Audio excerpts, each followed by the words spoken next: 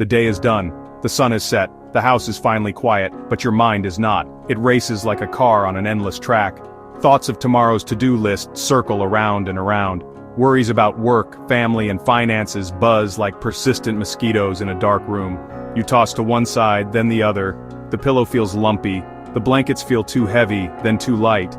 All you want is a few hours of simple, uninterrupted rest. You crave the kind of deep sleep that refreshes your body and restores your soul. Is that too much to ask for? It feels like a distant dream. This struggle is a common human experience. You are not alone in this nightly battle for peace. Across the globe, millions of people lie awake, staring at their ceilings. They are held captive by the anxieties of the day that has passed and the uncertainties of the day to come. They try everything they can think of. They drink herbal teas. They listen to calming music. They count sheep until the flock becomes a blur. Yet sleep remains just out of reach, a treasure locked in a chest without a key. This search for rest is more than just a desire for physical quiet. It is a deep longing for inner tranquility. Our modern world seems designed to keep us awake. The constant glow of screens from our phones and tablets stimulates our brains when they should be winding down. The endless stream of news and social media updates keeps our minds in a state of high alert. We live in a culture that celebrates being busy, often at the expense of our own well-being. We are told to do more, achieve more, and be more. But what about the simple act of being still? What about the profound need for rest? We have forgotten how to simply power down, to let go of the day's burdens and truly relax into the night. So, where can we turn? Where can we find a reliable source of peace that doesn't depend on our circumstances? What if the key to a restful night wasn't found in a new technique or a modern gadget? What if it was hidden in plain sight, in ancient words that have offered comfort to troubled hearts for thousands of years? There is a promise of profound peace available to us. It is a promise that speaks directly to the core of our anxieties. It offers a solution that is not about trying harder, but about trusting more. This promise is a gift waiting to be unwrapped. Deep within the pages of the Bible in the book of Psalms, we find a treasure map. This map leads not to gold or jewels, but to something far more valuable, a peaceful heart. The Psalms are a collection of songs, prayers, and poems. They were written by people who knew what it was like to face fear, sorrow, and uncertainty. King David, a man who faced giant enemies and deep personal failures, wrote many of these psalms. He poured out his heart to God, sharing his rawest emotions. He knew the feeling of a restless night. He understood the desperate need for a safe place to rest his weary soul. In the fourth psalm, David gives us a powerful tool for our own struggles. He was in a time of great distress. People were turning against him, speaking lies and causing trouble. It would have been easy for him to be consumed by anger, fear, and worry. It would have been understandable if he had spent his nights pacing the floor, plotting his defense. Instead, David did something remarkable. He turned his gaze away from his problems and toward his protector. He chose to place his trust in a God who was bigger than all his troubles combined. His prayer becomes a beautiful model for us. This is where we find the incredible verse that will be our focus. It is a declaration of faith that cuts through the noise of anxiety. It is a simple yet profound statement of trust.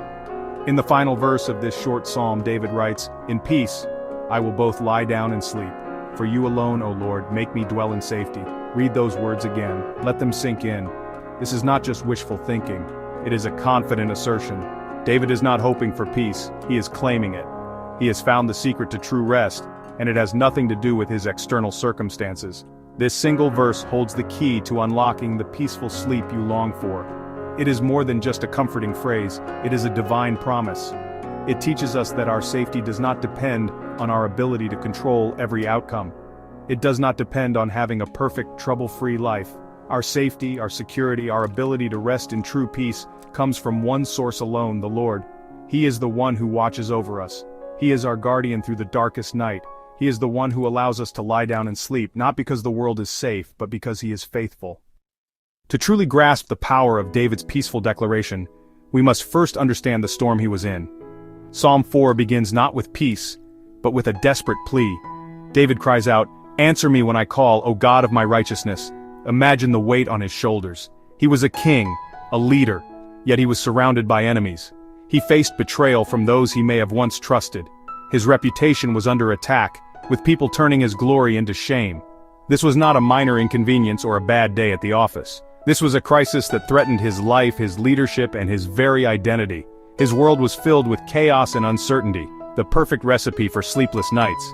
David's prayer reveals a deep and personal relationship with God. He doesn't just ask for help, he reminds God of their history together. He says, "You have given me relief when I was in distress."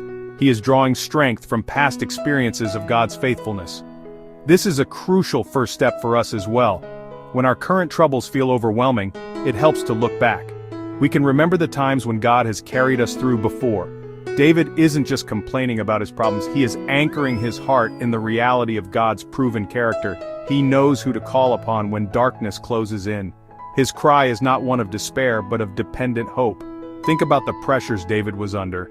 Men were speaking lies about him, trying to undermine his authority. The Bible tells us he was likely fleeing from his own son, Absalom, during this time. Can you imagine the profound pain of being pursued by your own child? The sting of that betrayal would be enough to keep any parent awake night after night. David's heart was surely broken. He was weary from running, weary from fighting, and weary from the emotional turmoil. His situation was far from peaceful. Yet, it is from this very place of deep anguish that he pens one of the most profound statements of peace in all of Scripture. This context is what gives Psalm 4, verse 8, its incredible power. David's peace was not born from a life of ease, it was forged in the fire of affliction. He discovered that tranquility is not the absence of trouble, but the presence of God in the midst of trouble. This is a game-changing perspective for us. We often think we will find peace once our problems are solved. We believe that if we can just fix our finances, mend a broken relationship, or get a good report from the doctor, then we can finally rest.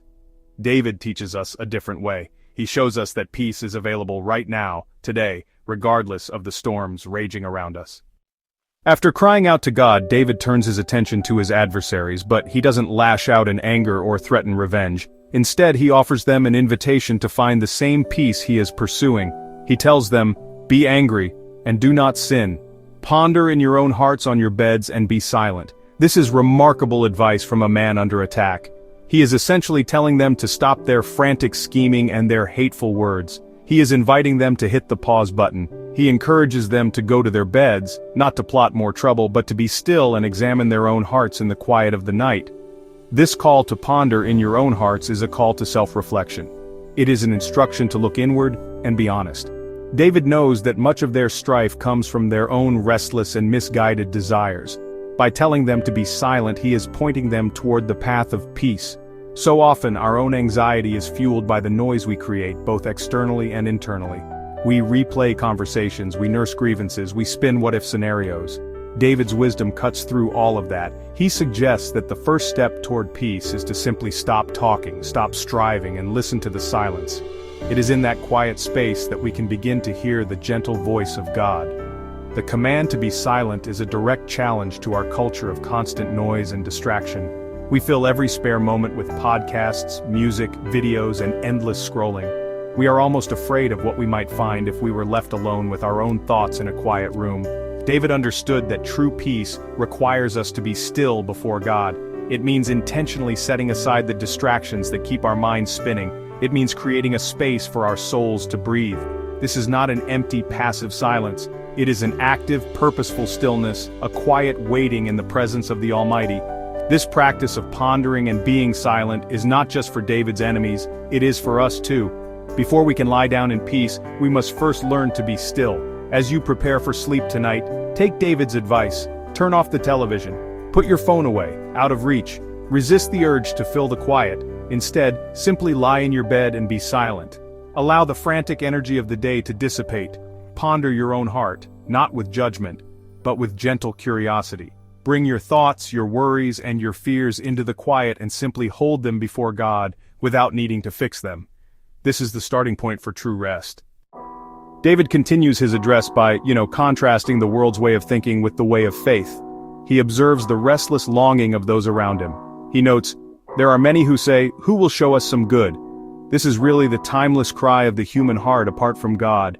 It's a desperate search for happiness, fulfillment, and security in all the wrong places. People look for good in wealth, in success, in relationships, in power, or in pleasure. They chase after these things, believing that if they can just attain them, they will finally find the satisfaction and peace they crave. But honestly, it is a constant, exhausting pursuit. This question, who will show us some good, reveals a deep-seated anxiety. It's the fear of missing out. It's the worry that life is passing by and we haven't acquired enough or experienced enough. The world tells us that our value and our security come from what we have and what we do. So we strive, we work longer hours, we accumulate more possessions, and we curate the perfect image on social media. We hope that someone, or something, will finally show us the good that will make it all worthwhile. But, in reality, we are looking for a source of lasting joy in things that are, by their very nature, temporary and fleeting. David recognizes the futility of this search. He knows that the good the world offers is an empty promise. It's like trying to quench your thirst by drinking salt water. The more you drink, the thirstier you become. Chasing worldly security is a recipe for anxiety, not peace. Why? Because all of these things can be lost. Fortunes can vanish overnight. Health can fail. Popularity can fade. Relationships can break. If your hope for peace is built on this shifting sand, your heart will never be at rest. You'll spend your nights worrying about protecting what you have and grieving what you've lost. This is why so many people struggle to sleep. Their minds are, consumed with the very things the world tells them will bring them security. They are mentally balancing their budgets, worrying about their job performance, or replaying a difficult conversation. They've tied their sense of well-being to circumstances they cannot fully control. David saw this in the people around him, and honestly, we see it all around us and within us today. He understood that as long as we are asking the world to show us good, we will always be left wanting, and our nights will be filled with restlessness instead of rest. After pointing out the world's empty search for good, David makes a powerful turn. He offers a different answer. Instead of looking outward for some vague good, he looks upward. He prays a simple, beautiful prayer. Lift up the light of your face upon us, O Lord. This right here is where true peace is found. David is not asking for a change in his circumstances. He's not asking for his enemies to be defeated or for his kingdom to be restored. He is asking for something far more profound and lasting. He is asking for the tangible presence of God. He is asking to experience the favor and love of God shining upon him like the sun. This light of your face is a biblical expression for God's favor, blessing, and intimate presence. It speaks of a close, personal relationship. It's the smile of a loving father looking upon his child. David understood that this was the greatest good anyone could ever experience. It's a good that does not depend on the stock market, our health, or other people's opinions. It's a secure and unshakable good, because it's rooted in the unchanging character of God himself. When we experience God's loving presence, the frantic search for worldly approval and possessions just begins to fade away into the background. The result of experiencing this divine light is honestly astonishing.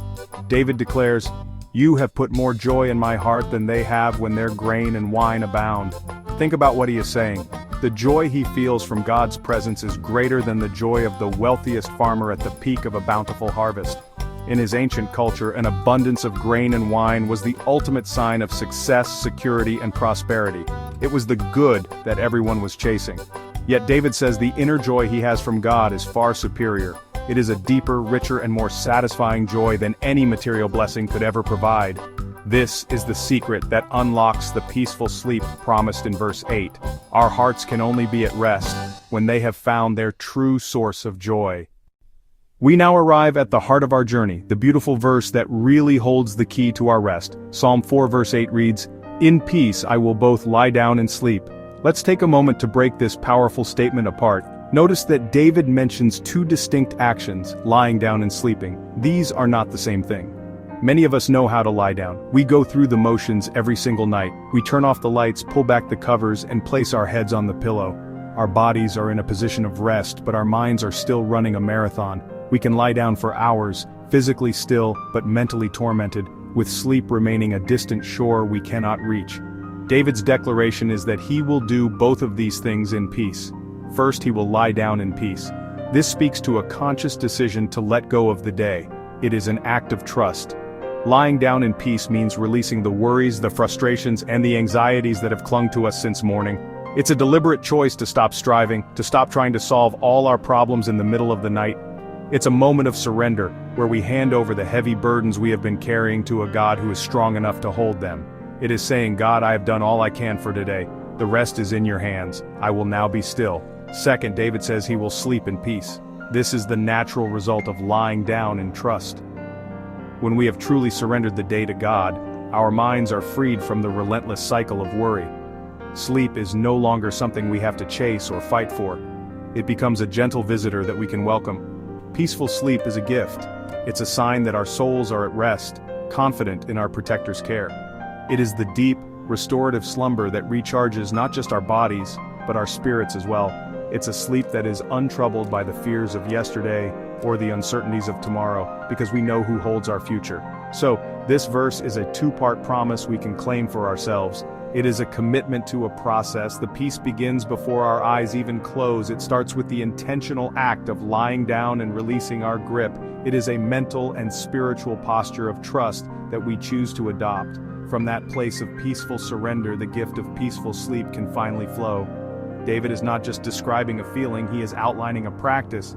He is teaching us that how we lie down has everything to do with how we sleep. He is inviting us to lie down not in anxiety but in the quiet confidence that we are being held. David's confidence is not based on wishful thinking or some form of self-hypnosis. His peace has a specific source, and he names it clearly in the second half of the verse. He says, "For you alone, O Lord, make me dwell in safety."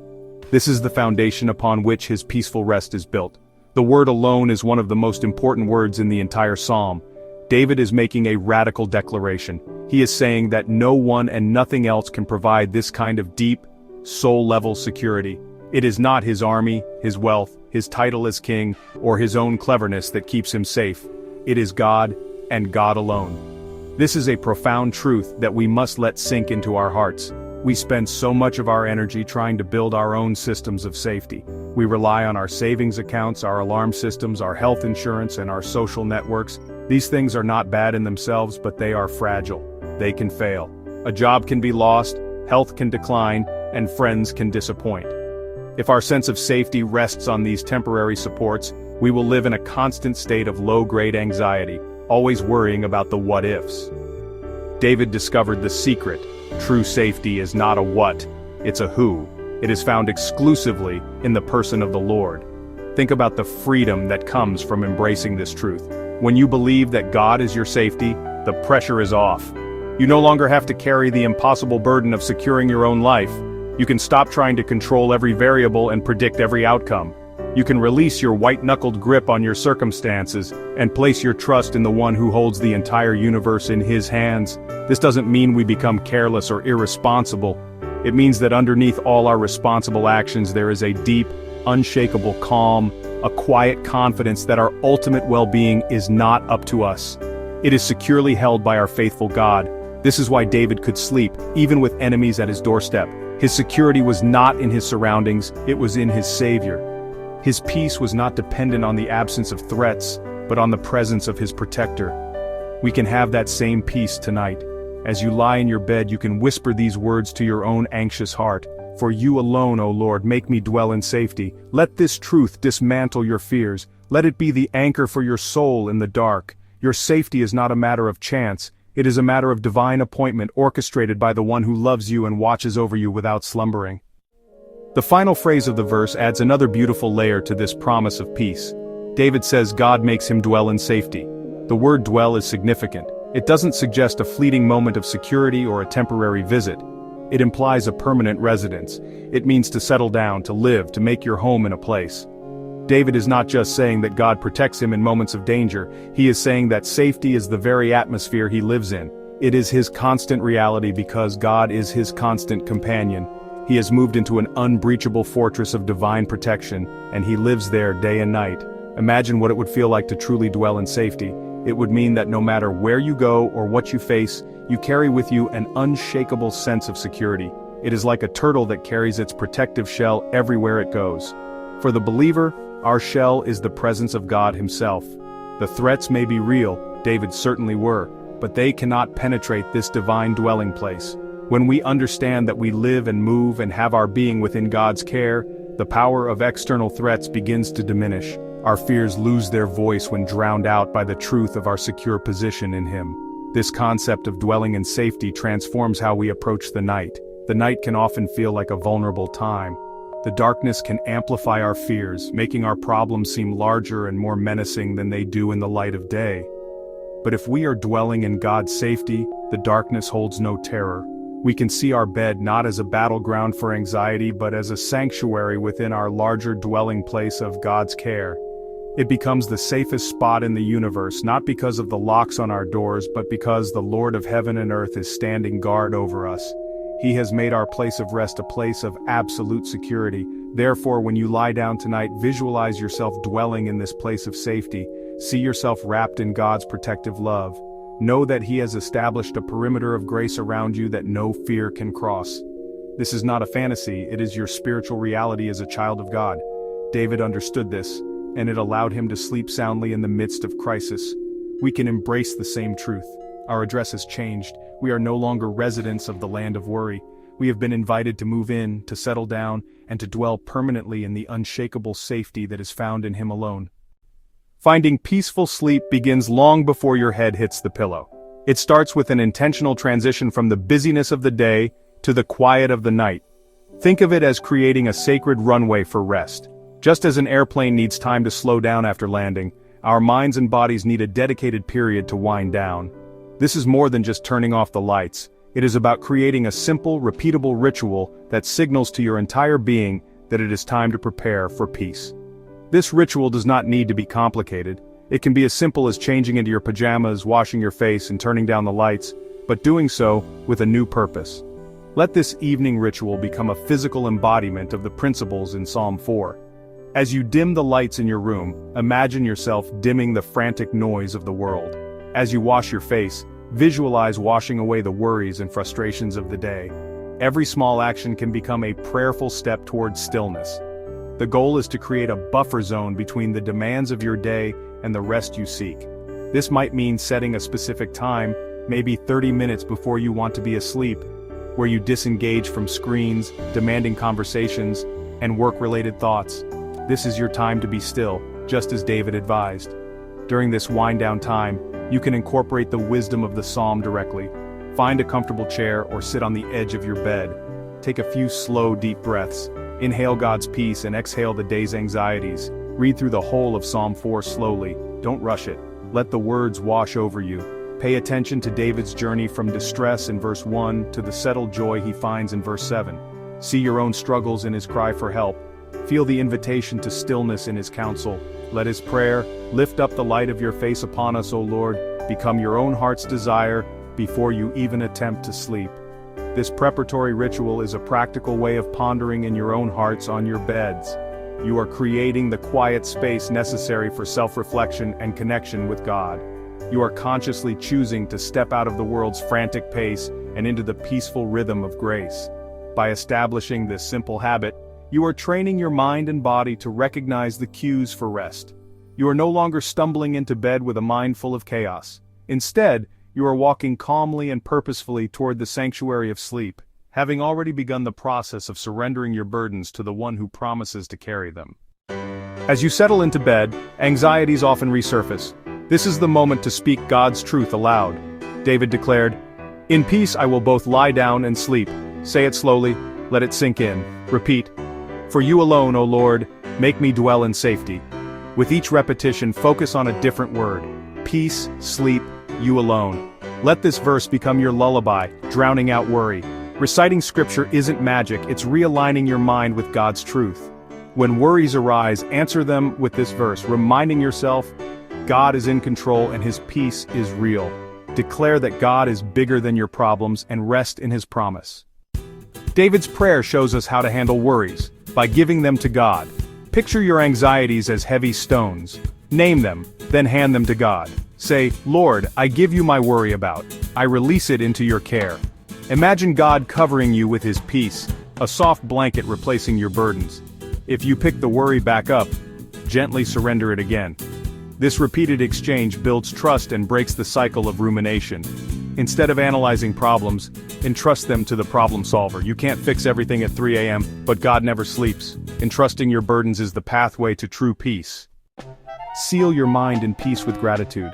David found joy not in circumstances but in God's goodness. List your blessings: air, bed, roof, food. Feel the gratitude. Thank God for His presence. Thank you for being with me, for your love, for your joy.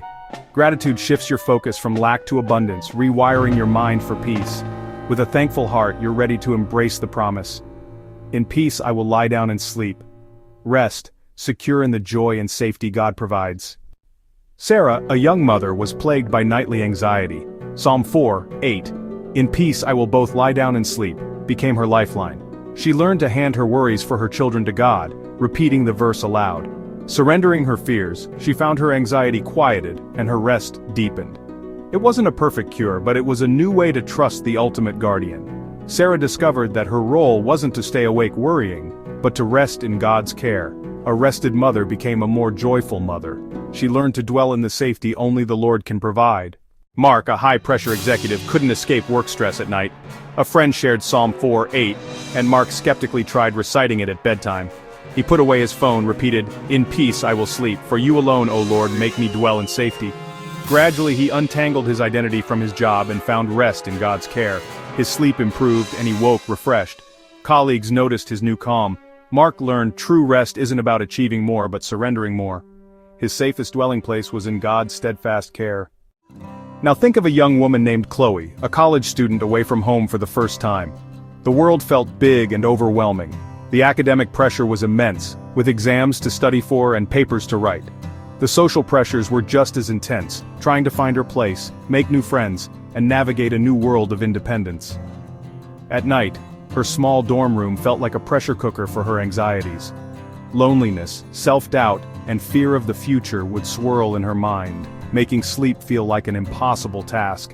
She would often lie awake until the early hours of the morning, watching the clock and dreading her 8 a.m. class. Chloe had grown up in the church, but her faith felt distant and childish amidst the new challenges of university life. One night, feeling particularly overwhelmed and homesick, she called her grandmother. She poured out all her fears and her struggles with sleeplessness. Her grandmother listened patiently, and then gently guided her to Psalm 4. She had Chloe read verse 8 out loud over the phone. "In peace I will both lie down and sleep, for you alone, O Lord, make me dwell in safety."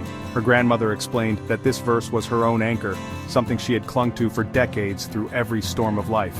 She encouraged Chloe to make it her own. That night, Chloe wrote the verse on a sticky note and placed it on the wall next to her bed.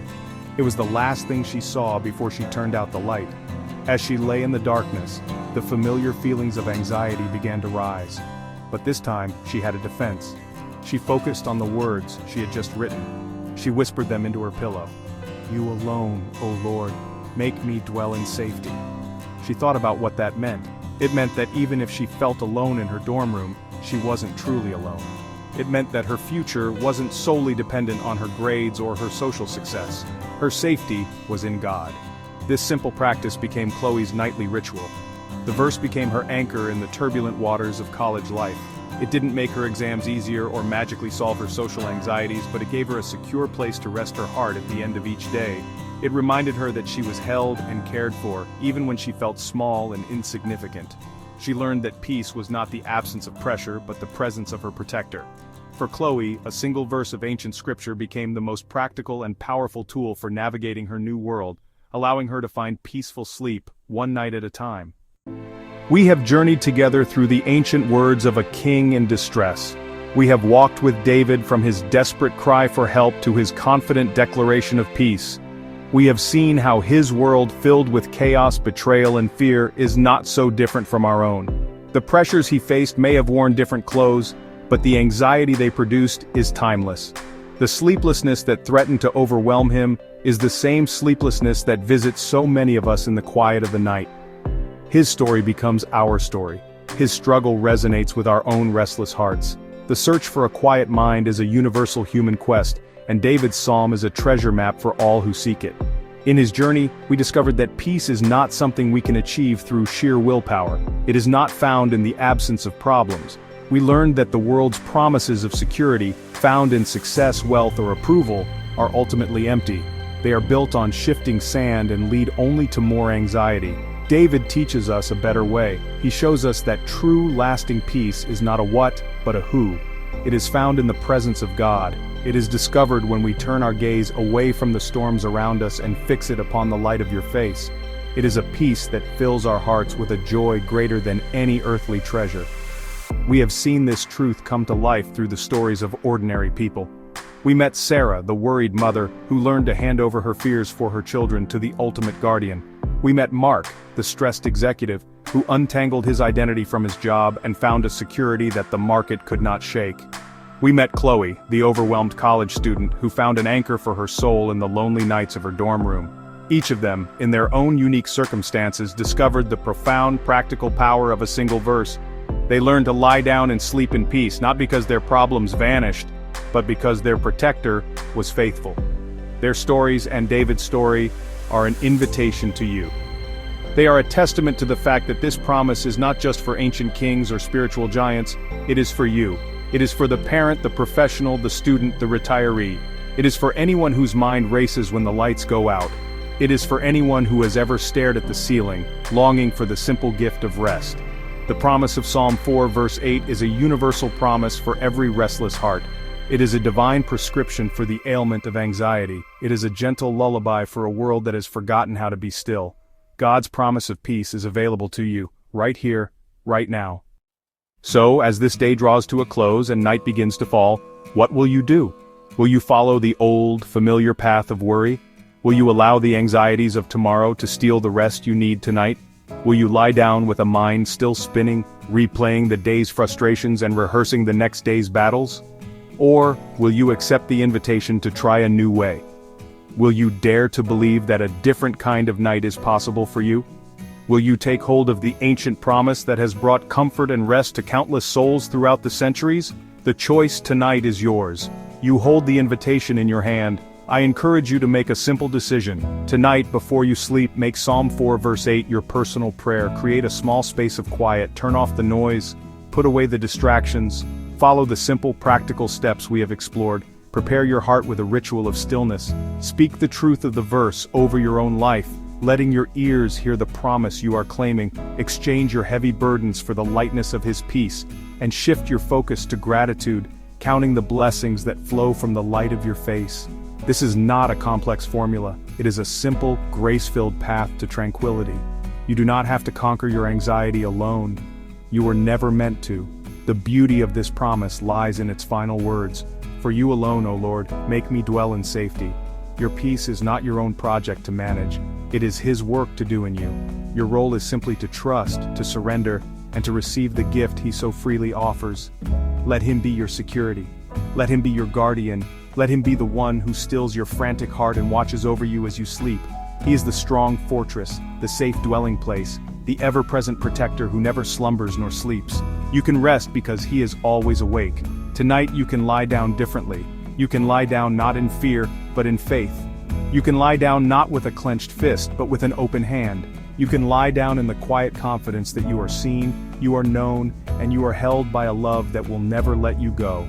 This is the promise of Psalm 4 verse 8. It is God's personal invitation to you, to leave the battlefield of anxiety and enter the sanctuary of His peace. Accept His invitation, lie down, sleep, dwell in the unshakable safety that is found in Him, and Him alone. Peace be with you.